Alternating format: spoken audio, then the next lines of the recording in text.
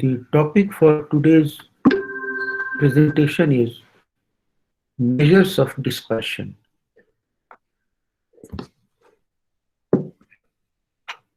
So in the last session on quantitative techniques, we had completed our discussion on measures of central tendency, and we covered quite a few of them: arithmetic mean, geometric mean, harmonic mean, median, mode, uh, then deciles, quartiles, uh, percentiles. So those measures of typicality were covered. Today we will cover measures of dispersion. Normally, uh, unless we combine some measure of central tendency with some measure of dispersion, we will not be able to get a true picture of the data. Normally, when we uh, try to describe the characteristics of a set of data, we not only tell the audience as to what is its average, but we also tell the audience as to what is the average variability of the data from its average. So dispersion is basically a measure of variability. So let me start now presenting it to you. So there we are.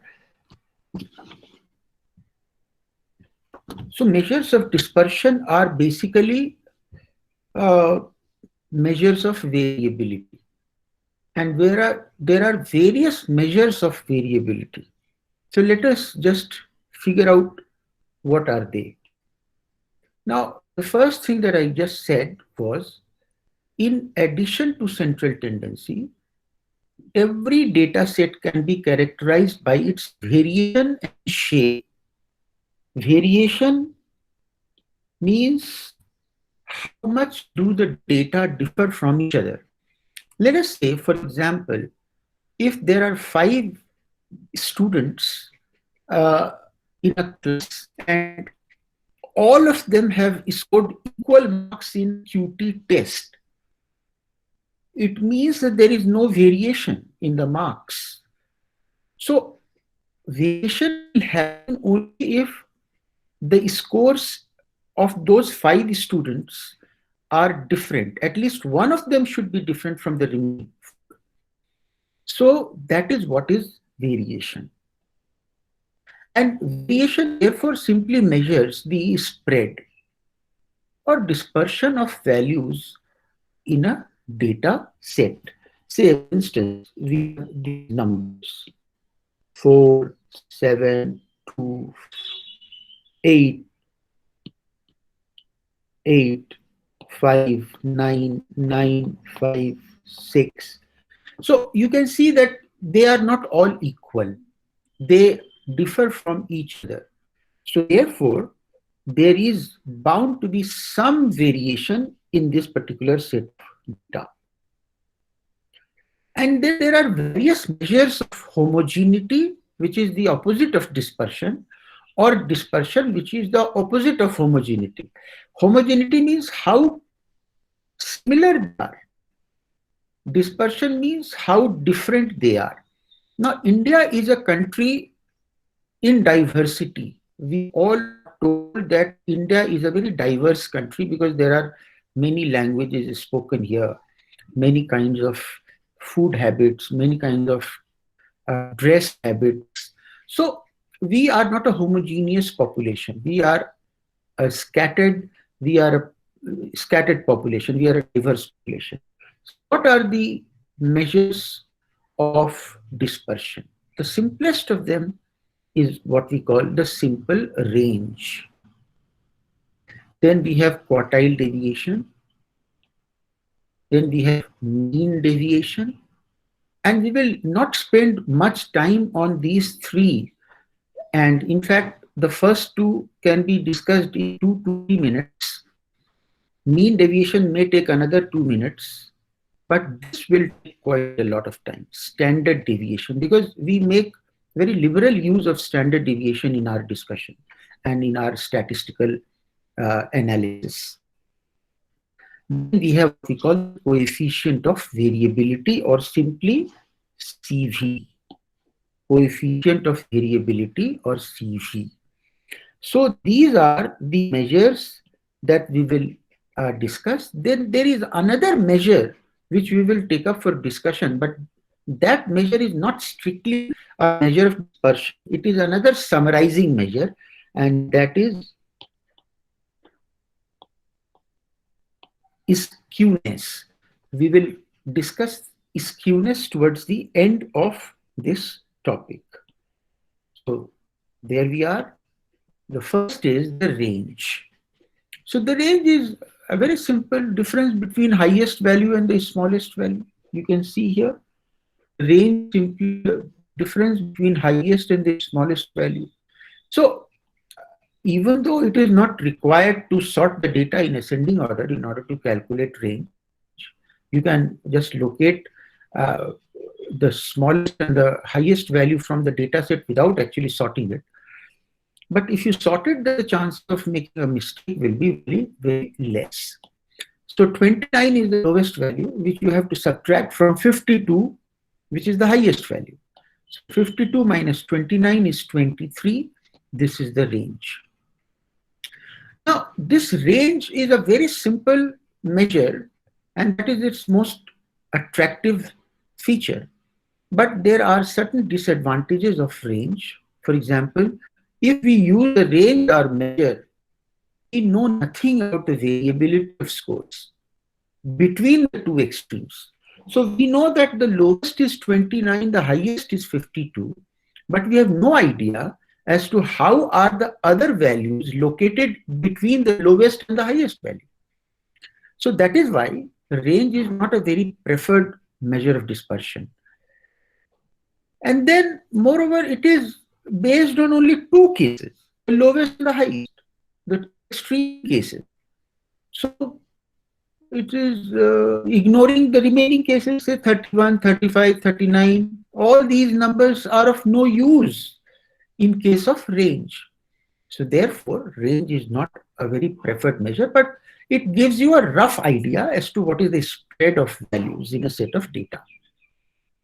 The next is the quartile deviation, this one. And you will remember Q3 stands for the third quartile and Q1 stands for the first quartile. And the difference between the two, that is Q3 minus Q1, is called the interquartile range. So basically Q3 minus Q1 is also a range. Like the earlier one, this one is also a range. But what are we doing it? We are dividing it by 2. So we also call it semi-interquartile range. Semi-interquartile range, which we simply denote by Q. So what does Q show? It just shows the average spread in the middle 50% observations. I hope you are understanding what I'm saying. In the middle 50% observations. So what does Q3 show? Q3 shows a value below which 75% of the scores lie and above which the remaining 25% scores lie. And Q1 is a value below which 25% values lie and above which 75% values lie. Which means that if you subtract Q1 from Q3, then you get the middle 50% values. So for example, this is 1, 2, 3, 4, 5, 6, 7. Let us say 2 is Q1 and 6 is Q3. So this is Q1, this is Q3. What is the difference between the two? 6 minus 2 is 4. 4 is the difference in the middle 50% values. These are the middle 50% values. 3, 4, 5.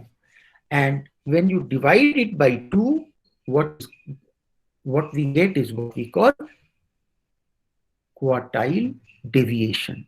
But normally, quartile deviations are also not used very often because it ignores the first 25% values and it also ignores the higher 25% values. It is based only on the middle 50% values. So therefore, we normally try to avoid Q. But in one case, the quartile deviation becomes more appropriate than any other measure of dispersion. And we will come to that after shortly. The next is the mean deviation. The mean deviation is simply, you can see, the total of absolute difference between x and x bar divided by the number of values. So this is not bracket, this is more. Why are we not taking the negative deviations of x from x bar? Because the property of arithmetic mean says that if you add up the deviation, then the total deviation will be 0. So if we do not ignore the minus, then this will be 0 by n, which is 0. So if you calculate mean deviation without ignoring the minus sign and without taking all the minus deviations as positive deviations, your deviation, total deviation will be 0, and therefore your average deviation will also be 0, which is wrong, of course. So as an example, you can see here we have 5 values: 1, 8, 13, 4, and 6. Sorry, we have these 5 deviations: 1, 8, 13, 4, and 16. Now, if we take minuses also into account, then the sum of these 5 must be 0. And if the sum is 0, 0 divided by 5 will also be 0. Therefore, whatever data we had, we have added all the deviations of x from mean and then divided it by 5, which is equal to 8.4. Have you got how have we arrived at 1 and 8 and 13 and 4 and 16? Because we have not shown the data. We have only shown the deviation. Have you understood it? Yes, sir. Yes, sir. So Yes, this is sir. the deviation, and we have ignored the minuses. All deviations have been considered as positive. We have added them. 42 by 5 is 8.4. So we can say that on the average, the scores differ from the mean by 8.4. Again, mean deviation is not a very preferred measure because we are ignoring the minus sign, which is rather, it's a rather inconvenient thing to do. So therefore, we turn our attention next to the most important measure of dispersion, which is called the standard deviation.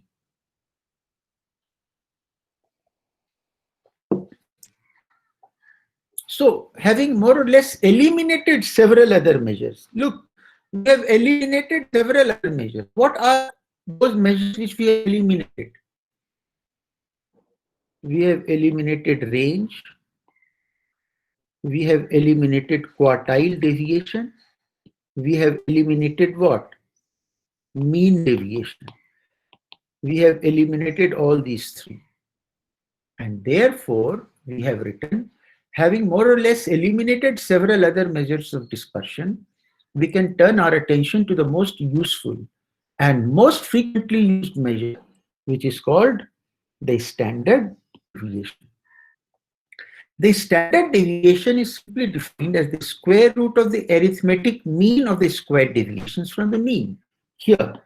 So here you will notice that we have not ignored the minus sign.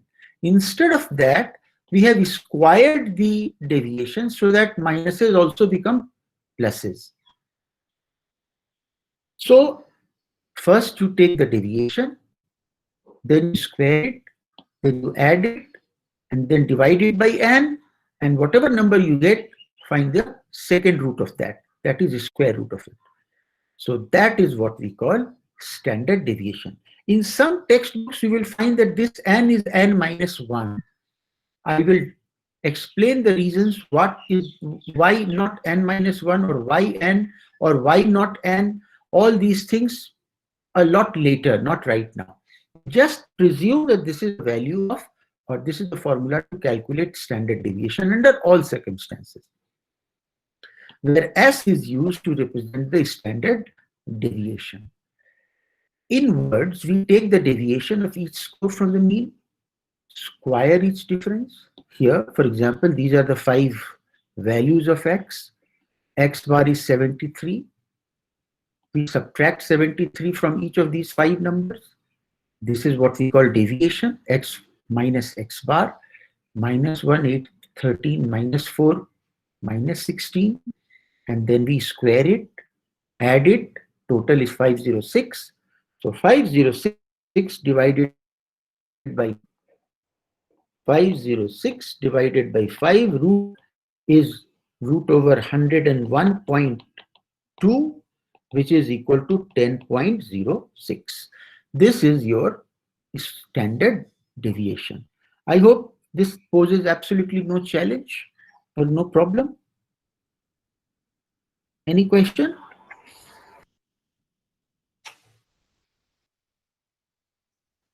Everyone No, is sir. following it? So, Okay. Huh. sir, like, what would be the prime difference between the mean deviation and the standard deviation? Like, what advantage are we getting from standard deviation here? Like, Let's go back to mean deviation. So yes, here also we have these numbers 1, 8, 13, 4 and 16. yes, Here also we have 1, 8, 13, 4 and 16. No? yes, sir. 1, 8, 13, 4 and 16. Yes, sir. Here also we have 1, 8, 13, 4, and 16. 13, 4 and 16. In mean deviation, the average deviation is 8.4. In Yes, case sir. of standard deviation, it is 10.06. 0, So basically, mean deviation is not same as the standard deviation. Mean deviation Yes. is a compromise in the sense that we are ignoring the minus and considering only the absolute differences between x and x bar. And since we are ignoring the minuses, therefore we are a little uncomfortable using arithmetic, using mean deviation. Mean So deviation. we want to find some other way out. So way out for what? How to take account of minus and still be By, able to calculate the by deviation. squaring it. Yeah. So what we did was we first squared it. So first, suppose you have a value which is equal to minus 5. Then you square it. Minus 5 whole square becomes 25. And then find the square root of 25, which is equal to plus minus 5. Okay, Right? okay, sir. Okay, sir. So you get back to the original number, which means Back you to have the not original ignored number it. itself. Yes, sir. Back Yes, to sir. the Yes, sir. right? Okay, Okay. sir. Yes. Yeah. Thank you, sir. So this is the logic behind the standard deviation. This is the reason why standard deviation is considered as more appropriate and is used more widely. Any more question?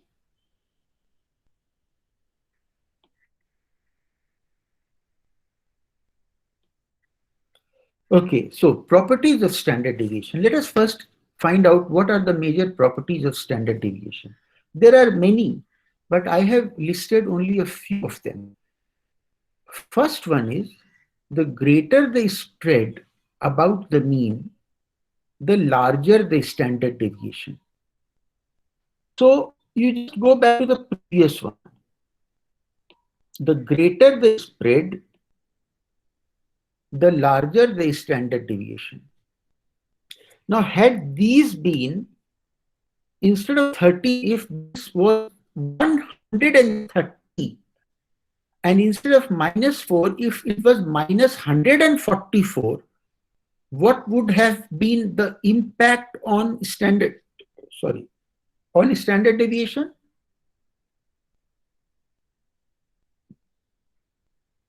The larger the deviation, the higher the standard deviation. The smaller the deviation of x from x bar, is smaller the standard deviation. Now consider this situation. Everybody has got, say, 72. 72, 72, 72, 72, 72. What is the mean of 72? 5 72s.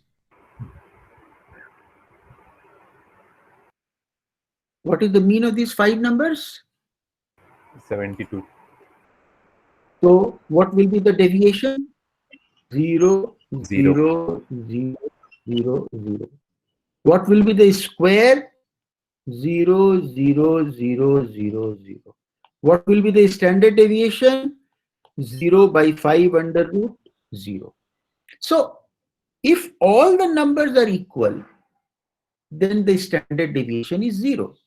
And if all the numbers are highly unequal, then the standard deviation will be very high. That is what we are saying. That greater the spread about the mean, spread about the mean means x minus x bar, deviation.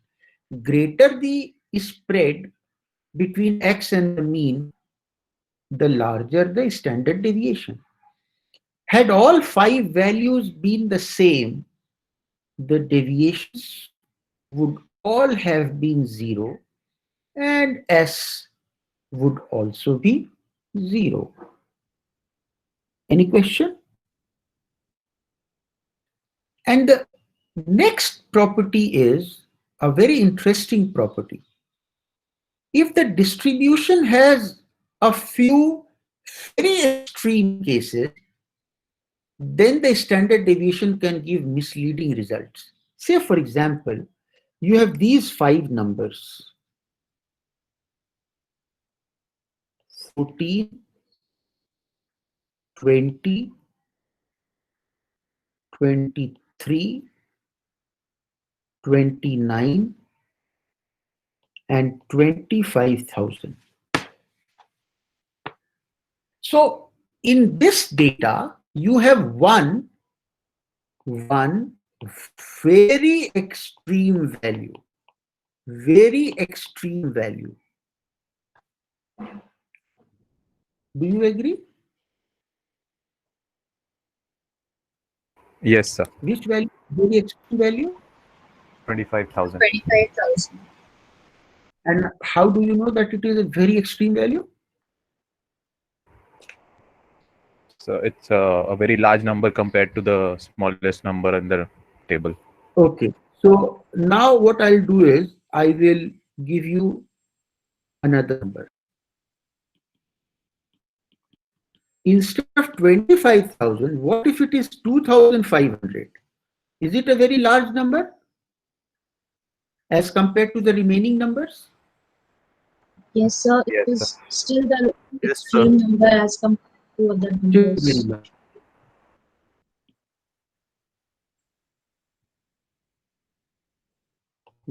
What about this number?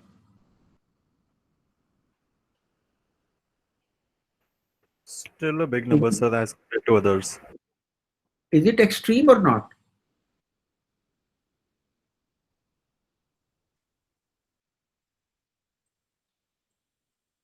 Is it extreme? I guess this will Yes, sir. It is extreme. Yes, sir. Yes, sir. You still feel it is extreme. What about this 100? Is it extreme? Yes, sir. Yes, sir. Okay. Yes, sir. So the point that I'm trying to make is that there has to be some definition of an extreme value, isn't it? How large or how small should be as compared to the remaining values, which will make them either extremely large value or extremely small value. So we are not discussing the definition of extremely large or extremely small at this point in time, but let me assure you that at the right time, I will tell you the definition of an extreme value also. But let us say that this is 25,000, which by all stretch of imagination is a very, very extremely large value as compared to the remaining values in the data set. So what will be the impact of this single number 25,000 on its standard deviation?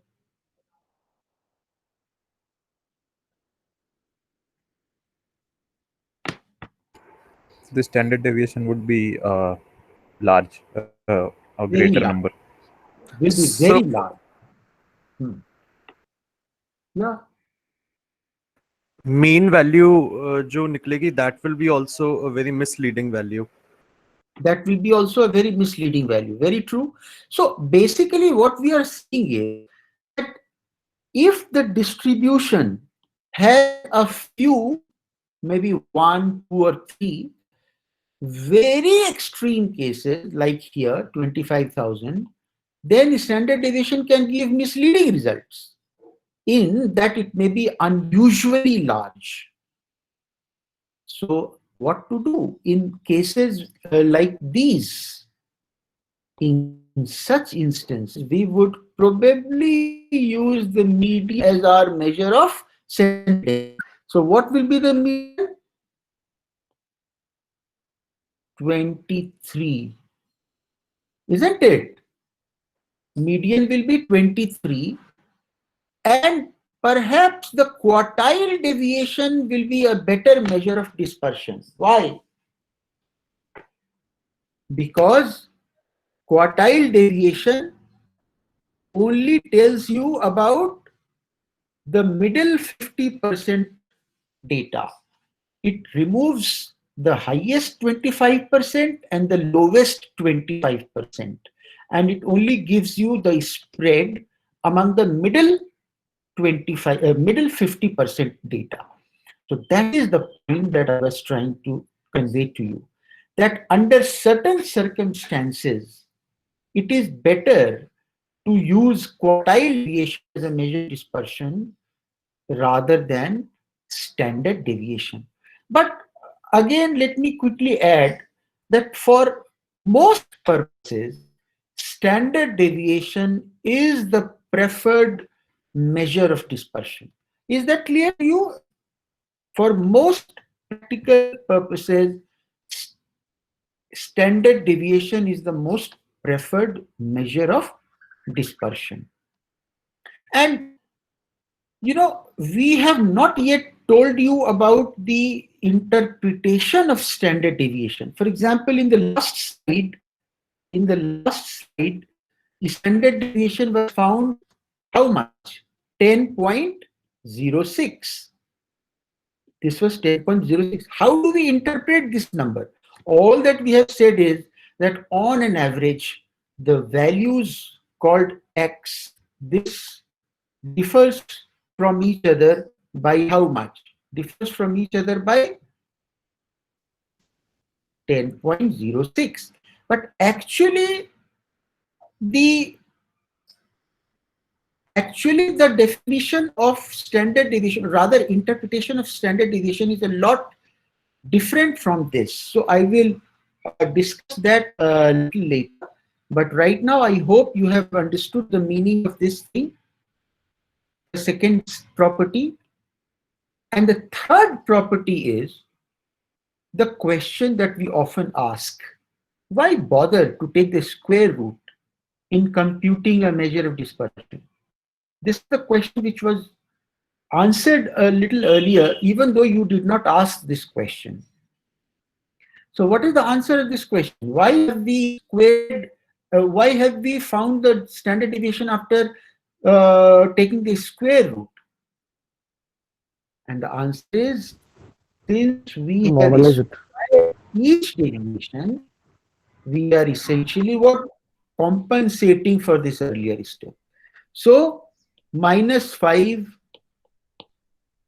was squared, we got 25, and therefore 25 was square rooted, and the value again came to +5 or -5. So that is the reason. But there are other reasons also. Let me quickly add that there are other reasons also as to why we have calculated the square root. And the reason will not be clear until such time that we discuss the concept of standard score and the normal curve. So we will wait for the right time to discuss the other reasons as to why we are calculating the measure of dispersion called standard deviation after taking the square root. But what if we don't take the square root? What if we don't take the square root? And that measure is called the variance. That measure is called the variance. So what is variance? Variance is simply the square of standard deviation.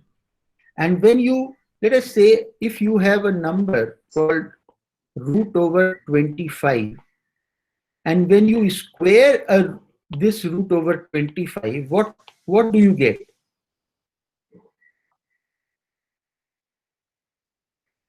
The square of √25 is 25. 25. 25, sir. 25. So you simply remove the square root sign when you square it. So likewise, to calculate standard deviation, we take the square root. But when we square the standard deviation, then we are able to remove the square root sign. And what do we get?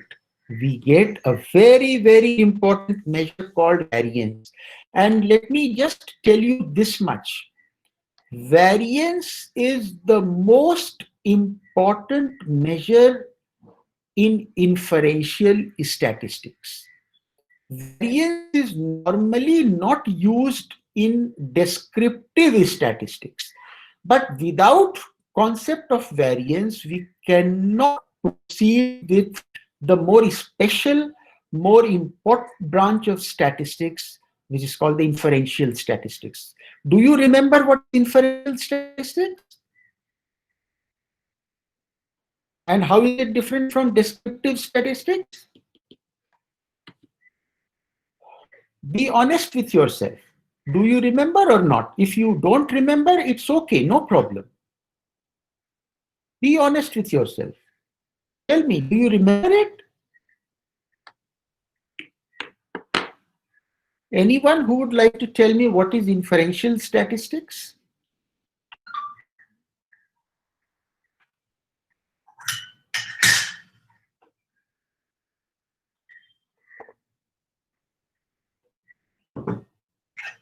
No response? Are you able to hear me? Or am I talking to myself? Yes, sir, we can hear you. My God. Thanks. Sir, the inferential statistics is based on the probability theory. That's what it is. Well, that is fine. But why do we call it inferential? Sir, because we take inferences from sample. Yeah. So because we can take data from our sample and make inferences about the large population. Absolutely. That is the answer of this question. That inferential statistics is that branch of statistics under which we draw inferences or conclusions about whom? About the population. On the basis of what? On the basis of a study of small part of the population, which is called sample. So we draw conclusion about the population on the basis of sample is what we call inferential statistics. And without variance, we cannot draw inferences about the population. So that is why variance is such an important measure of statistics. So right away you should make a good friendship with variance. Very good friendship. take it to a restaurant with yourself. Offer this guy lunch, dinner, whatever you can offer. Make good friends with variance, because variance will make you understand what inferential statistics is all about. Any question? So how do we define the variance? Square of the standard deviation is called variance. So this is what I wanted to tell you. Then the next is the coefficient of variation. The coefficient of variability, or CV. Now, what is this CV? You can see that CV is this: standard deviation divided by mean. That's it, nothing else. Standard deviation divided by mean. Now, very simple. What if you multiply this with 100? What will you get? You will get percent.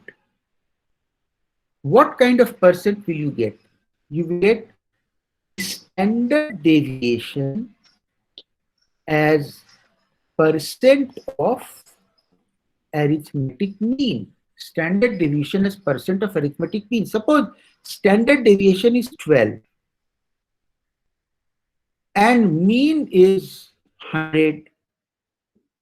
So if you multiply this ratio by 100, you get 12%. So what is this 12%? 12% is reflecting of standard deviation as a percent of mean. Lower the percent, the better it is. Higher the percent, the worse it is in most cases.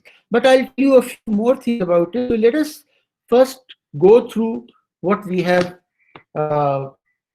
written here. It is sometimes, not always, it is sometimes desirable to compare several groups with respect to their relative homogeneity. So when you want to compare several groups in terms of their dispersion or variability or homogeneity, then what do? Then you use coefficient of variation. Because in those cases, you cannot directly compare standard deviation.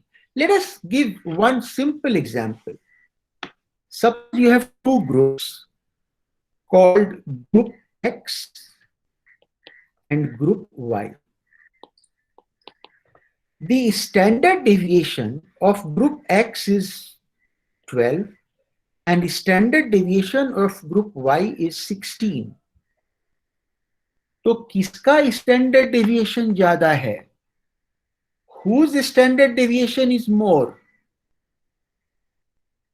Any idea?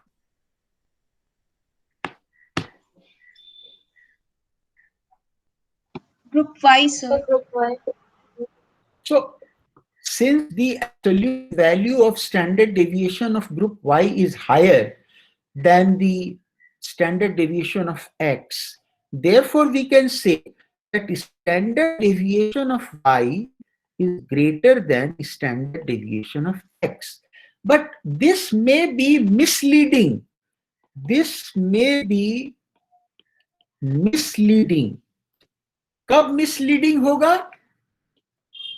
Where the groups have very different means. जब group का mean अलग अलग होगा, बहुत अलग अलग होगा, तब ये misleading होगा. When different groups have very different arithmetic mean, then their standard deviation is not directly comparable, because a group having higher arithmetic mean is also likely to have a higher standard deviation. A group having a smaller arithmetic mean is also likely to have a smaller standard deviation. So therefore, we must see standard deviation relative to the group mean. Standard deviation relative to group mean, relative to group's mean. So let me rephrase the entire thing. So suppose you have two groups, group X and group Y. Here you have mean of group X, here X and Y, and here you have standard deviation of group X and Y. Okay, so mean of group X is 45 and mean of group Y is 75. So the first thing that you will notice is that the two means are very different. Two arithmetic means are very different. And now let us calculate the standard deviation of these two. Now, whose standard deviation is likely to be higher in absolute terms, of group X or of group Y? Y. Because Y has a higher Mean. mean. So let us say X has a standard deviation of 22.5 and Y has a standard deviation of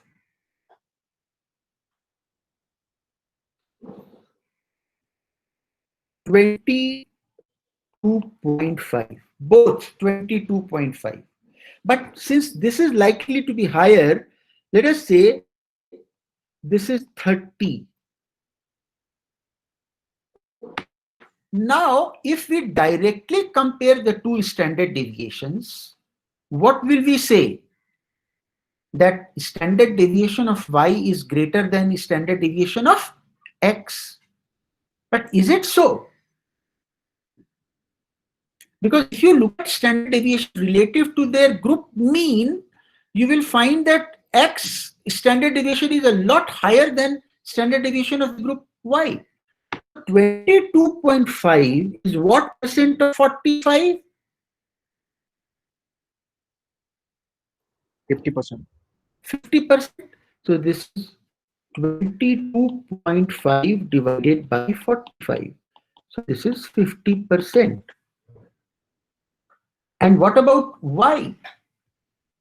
30 by 75 into 100. So this is how much? 40? 42%. 50%. So which is more, which is less? Why? But it will be 14%. It's okay, no problem.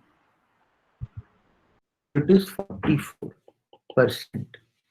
So 50% is higher or 44% is higher? 50% is higher, but 30 is higher or 22.5 is higher?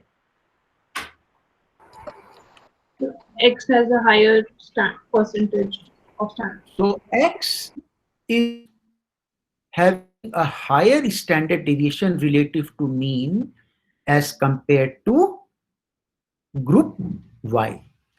Is it clear?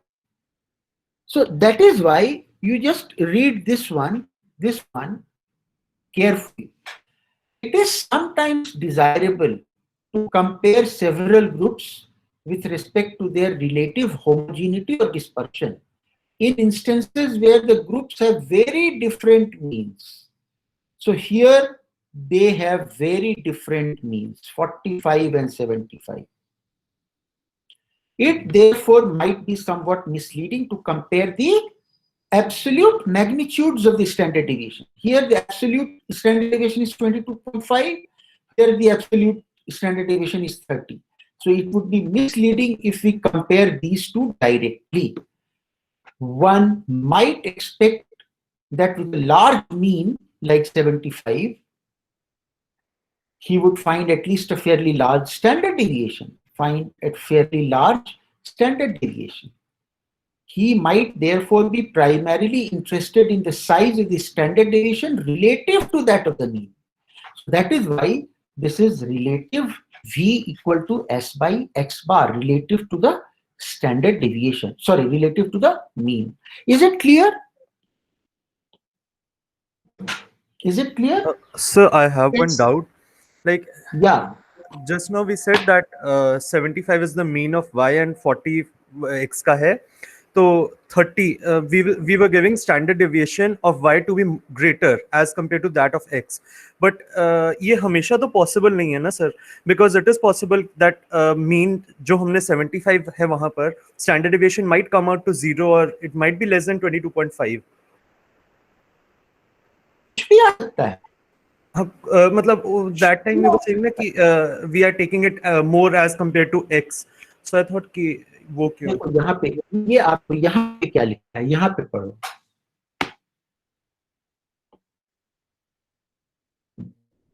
Groups have very different means. ठीक है, अब यहाँ पढ़ो आप. Right, sir. ये देखो ये word पर आप ध्यान दो. One might expect that with a very large mean he would find at least a fairly large standard deviation. ये expectation है मेरा, लेकिन कोई जरूरी नहीं है कि ऐसा होगा ही. Okay, sir. So Right. again, writing it X, Y, this is standard deviation, this is mean, this is mean, this is standard deviation. So अगर इसका mean हमने कितना लिखा था 45 और इसका लिखा था 75. अब ये जरूरी नहीं है कि स्टैंडर्ड डेविएशन y का ज्यादा हो सकता है ये 10 हो और ये 20 हो सकता है. Okay, yes, sir. यही मेरे को लग रहा था. That is what I was thinking about that time. Yeah, yes, sir. Now it's clear. This is possible. But you will expect that if mean is higher, then standard deviation will also be higher. You would expect that. Okay, sir. आप सोचो, ऐसे सोचो आप कि you are dealing with very small numbers, something like 0.1, 0.2, 0.25, 0.257, 0.35. अगर इस तरह का नंबर होगा तो आपका स्टैंडर्ड डेविएशन क्या होगा?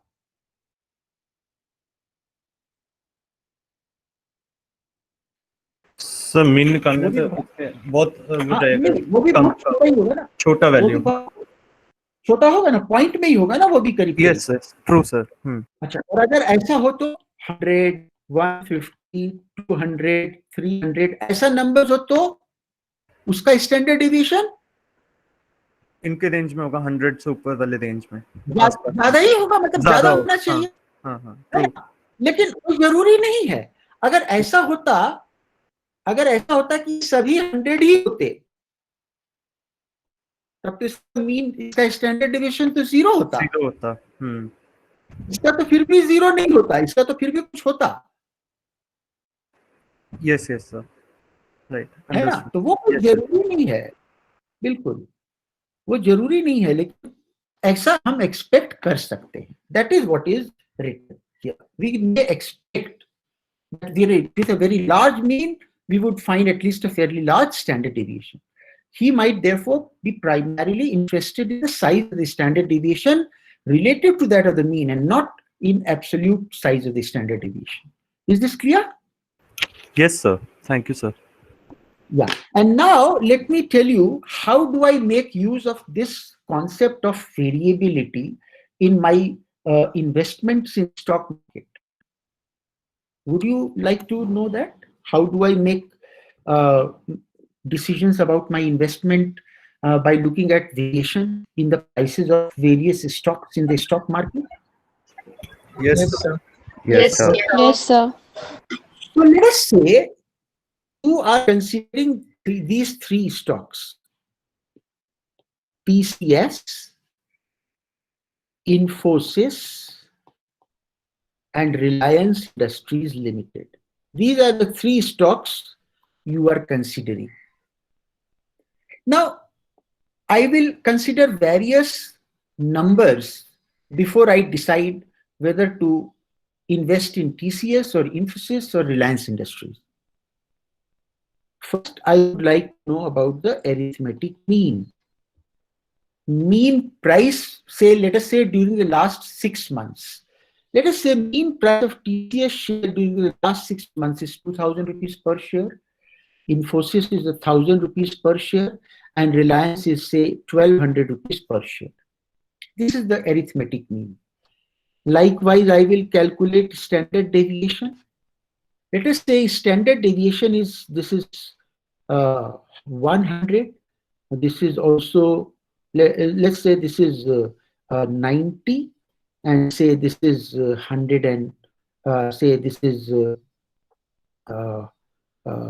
70. Let us say this is 70. Now, which stock is more volatile? Which stock is more volatile? That is, which stock's price goes up and down more often in the stock market than the other? How do we know that? So calculate coefficient of variation. So this 100 out of 2,000 is just 5%. Is this right?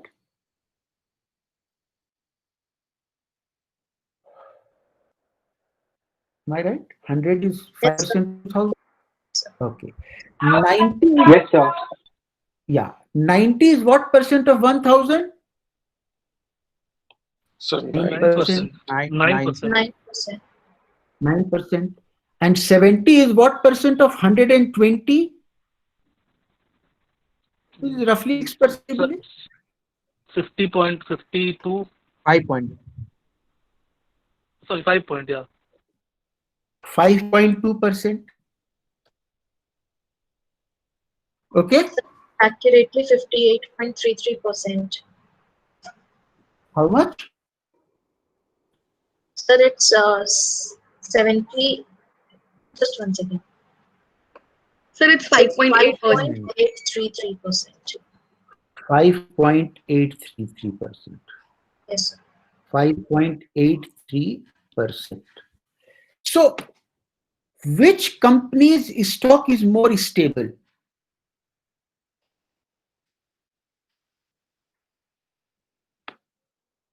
Sir, TCS maybe? TCS.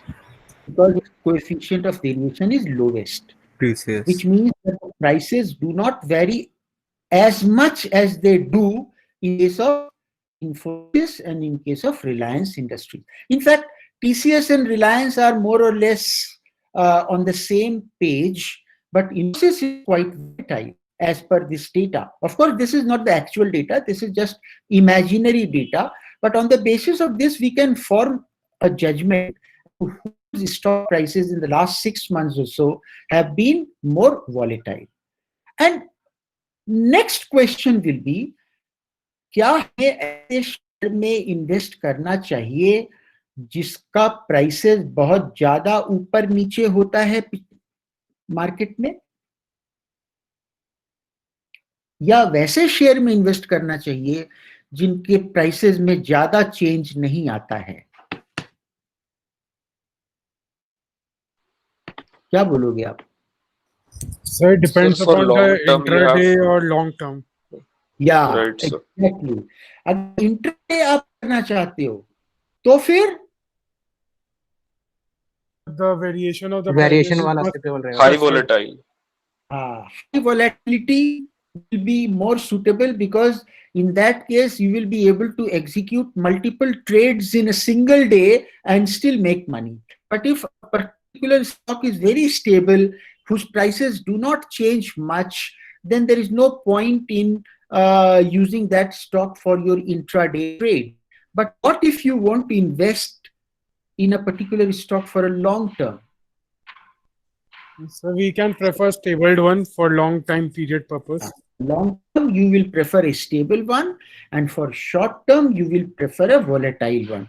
So that is how coefficient of variation is such an important measure of dispersion. In fact, it is also called measure of relative dispersion. Why do we call it measure of relative dispersion? What is the significance of the word relative?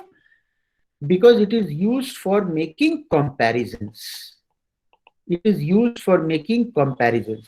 Infosys versus TCS, TCS versus Reliance, Reliance versus Coal India, and so on. So that is why we call it measure of relative dispersion. Any question?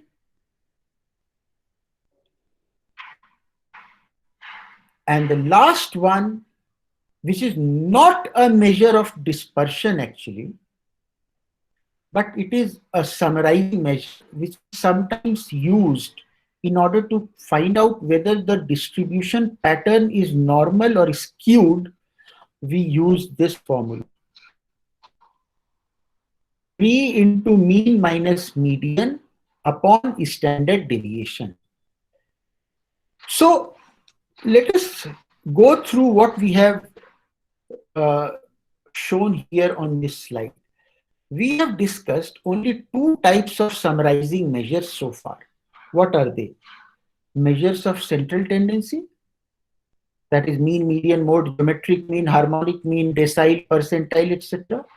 And measure of dispersion, that is range, mean deviation, quartile deviation, standard deviation, coefficient of variation.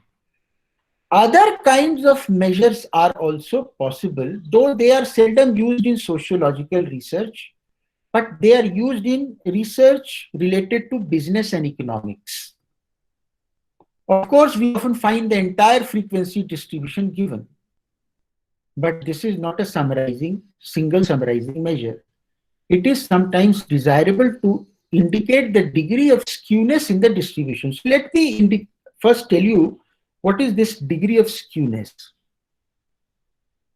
Suppose you have a perfectly bell-shaped curve. If you we term it as a normal, but there is nothing normal about this curve. I tell you, everything is abnormal, but we call it normal. That is also an abnormality. So this is a normal curve. So what do you notice in a normal curve? It is symmetrical. This is the most important thing that you notice. It is symmetrical. What does symmetrical mean? Sir, both the halves overlap each other. Yeah. If you drop a line from the top of this curve, then the entire curve gets split into two equal halves. That is what symmetrical means. Another important property of this is that if your data is normally distributed, then mean, median, and mode all are identical. They are all equal. This is another important property of a normal distribution. But what if your curve is not normal? What if one of the two tails is longish than the other tail? So one possibility is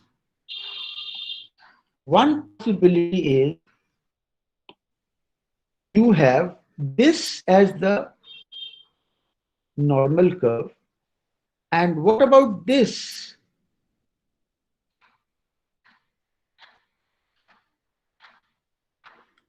What kind of a curve do you find this as the second one? This is called a skewed curve. Skewed simply means that it is not symmetrical. It is not symmetrical. And if it is not symmetrical, it means that mean will not be same as median, and that will not be same as mode. And another thing that you will notice in this particular skewed curve is that the right tail is longish. The right tail is longish.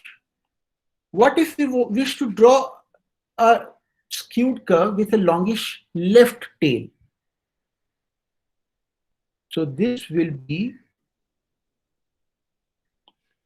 the negatively skewed curve. This will be called negatively skewed curve because its left tail is longish. Its left tail is longish. This is called positively skewed curve. its right tail is longish. Now, what does a longish left or a right tail mean? It means simple one thing. In case of a positively skewed curve, you have a few very extreme values. For example, in India, there are very few individuals who earn as large an income as Mr. Mukesh Ambani. So this is an example of a positively skewed curve. In case of a negatively skewed curve, you will find that very few extremely small cases, extremely small numbers, very few extremely small numbers. And in the positively skewed case, very few extremely large values. So I have just told you about Mr. Mukesh Ambani's income as an example of a positively skewed curve. But what could possibly be an example of a few extremely small numbers? Now, say for example, if you take the composition of bank accounts in a bank like Citibank, in a bank like Citibank, what do you expect? Large number of accounts with very small balances or large number of accounts with high balances?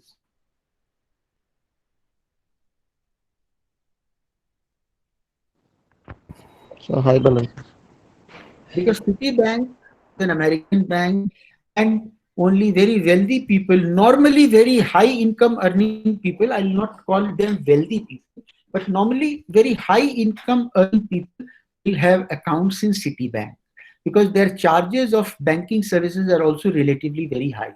So that is why you will find that most accounts have very high balances in a bank like Citibank. Very few accounts have very small balances. But if you take a public sector bank like Bank of India, a State Bank of India, what would you find? That most accounts have very small amounts in their balances, whereas very few accounts have very high balance. So, of course, there are exceptions to this, but normally this is what happens. So, skewness is simply the measure of skewness is simply the measure of whether the curve is normal or not. Now, if skewness is 0, it means that the curve is normal. And when will it be 0?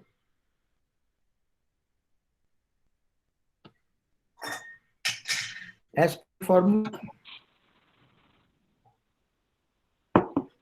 It will be 0 when mean, mode, and median are equal to each other. Yeah, if mean and median are equal, then skewness is 0.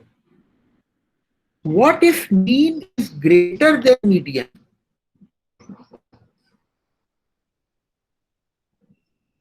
So positive skewness curve we will get. Then it will be positive value.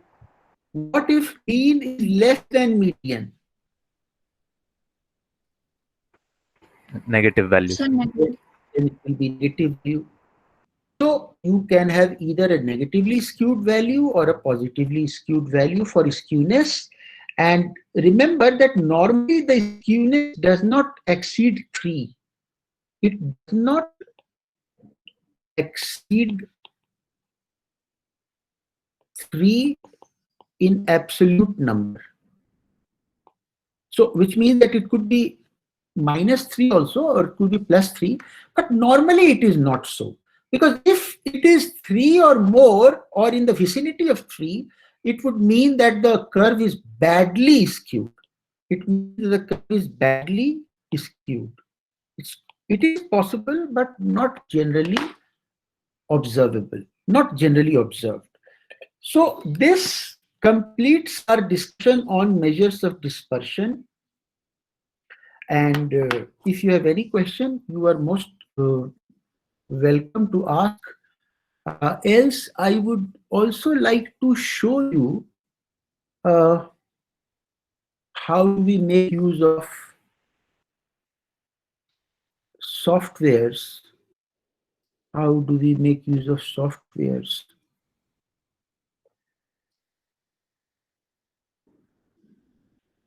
Any question? No, sir. None. Okay, so there we are.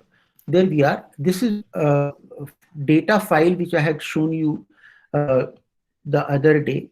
And let us say we want to know what is the measure of central tendency and measure of dispersion of salary. So let us just find out all the numbers here. Descriptives, salary, current salary. What are the options? Look, mean, you can find out some. Let me cancel this thing. So maybe we will be able to get a better from here. Current salary.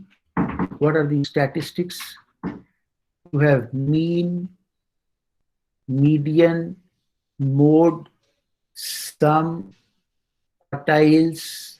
You can also go for cut points for each 10 equal groups or 20 equal groups, or you can go for percentiles like 94 percentile. So you just add 94. You want to also obtain 76 percentile. You want to get 89 percentile. So whatever you want to get, you can add. Dispersion, square of dispersion is variance. Range, what is minimum, what is maximum, what is skewness. Standard error of mean and kurtosis, we have not yet explained. Continue, and there you are. So you will get a host of measures here, and they are all measures, descriptive measures. So you have mean, $34,000, median, $28,000. So what does this mean? That arithmetic mean is higher than median, so it means it is positively skewed. Mode is 30,000, standard deviation 17,000, variance square of standard deviation, skewness is 2.125, which is quite close to 3, which means it is very badly skewed. Standard error of skewness we have not shown. Range $119,000. Minimum 50,000, maximum $1,35,000. Total is 1,63,14,875.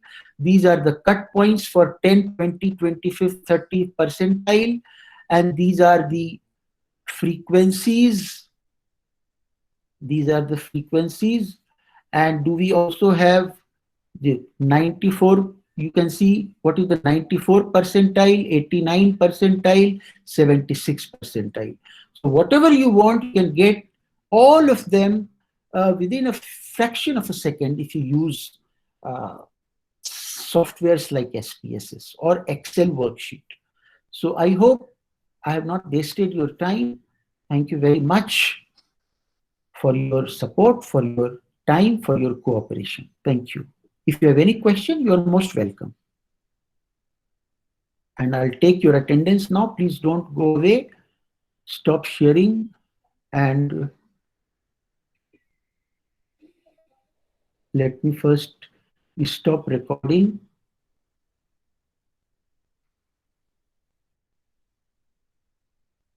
So Lokesh Jajodia, is he amongst us today?